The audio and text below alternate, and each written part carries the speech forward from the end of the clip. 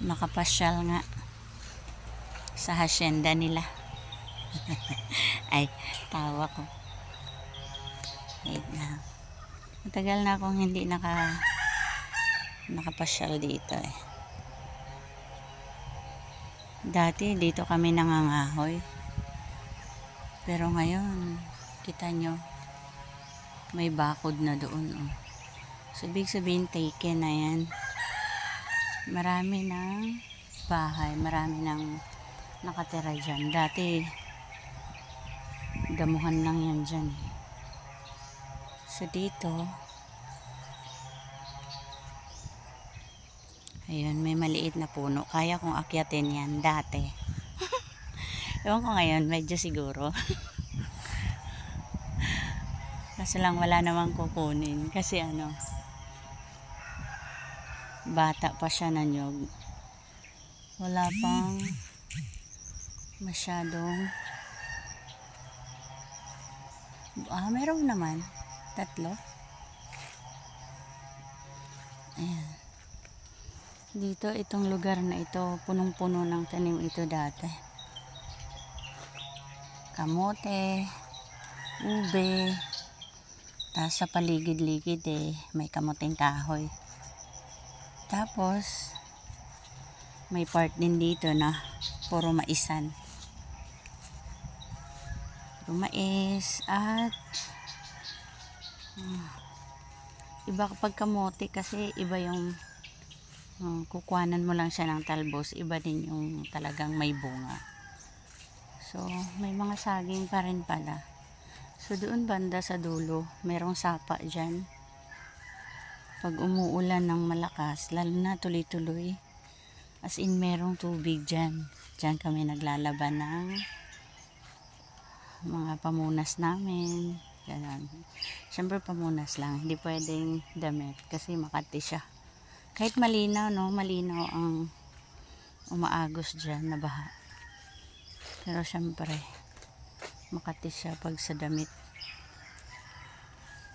Ayun oh, may mga bahay na doon. Zoom in nga natin. Ayan oh. Dati puro kamuting kahoy ang tanim dyan. Ngayon, ang dami na. So, sobrang tagal talaga, no? Na, dito medyo nagkakat na sila ng mga kahoy. Yung iba, panggatong na rin. Yung iba, para sa lumber. Yung nila lumber. Tama ba yung term ko? So yan, sabi ko one time pupunta ako dito, papasyal. So by September, October, etong mga lansones na ito, hitik sa bunga ito. Kaya dito pagka season ng lansones, ano siya,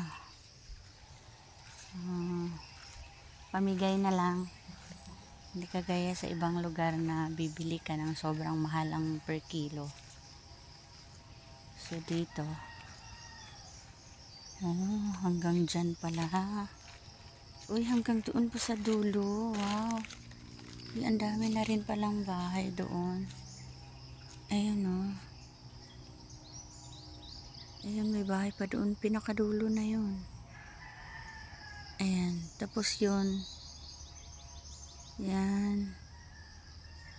Doon na yun yung sapa. Yung pababa doon. Hindi na ako pupunta doon, guys.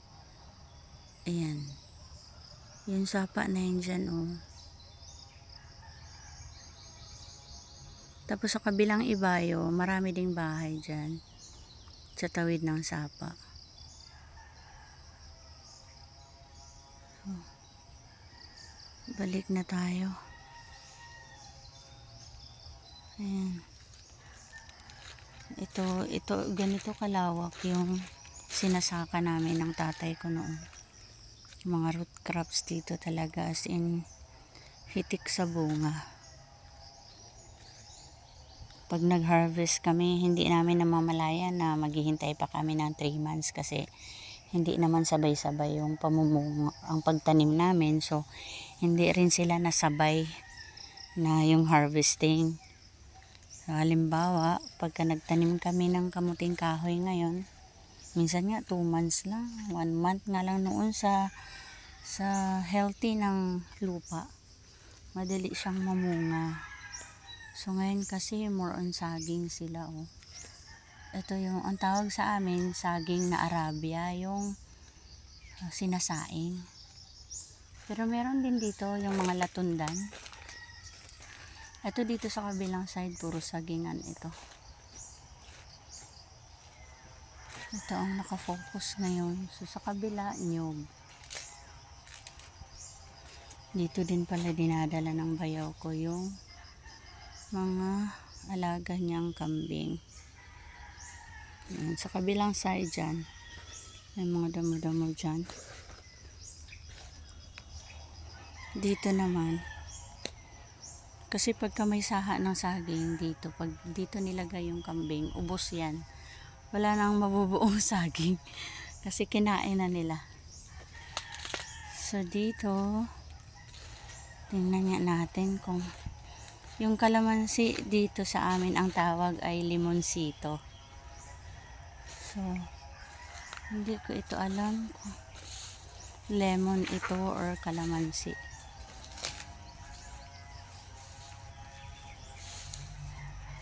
Oh. Uy, medyo malalim. Wait lang.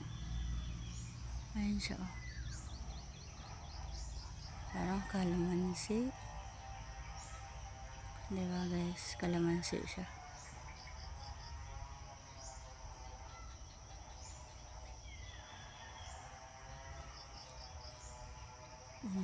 Doon sa kabilang ibayo, may sa tawid niyan, may hangganan, may sukat dyan. So, iba na yung nagmamay-ari din. Labas tayo. Medyo masukal, pero sige, carry naman. Sanay tayo dyan.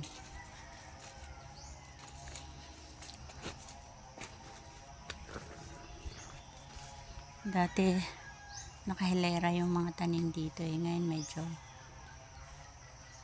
hinahayaan nilang maging masukal kasi para may makain yung kambing. Pabalik na tayo.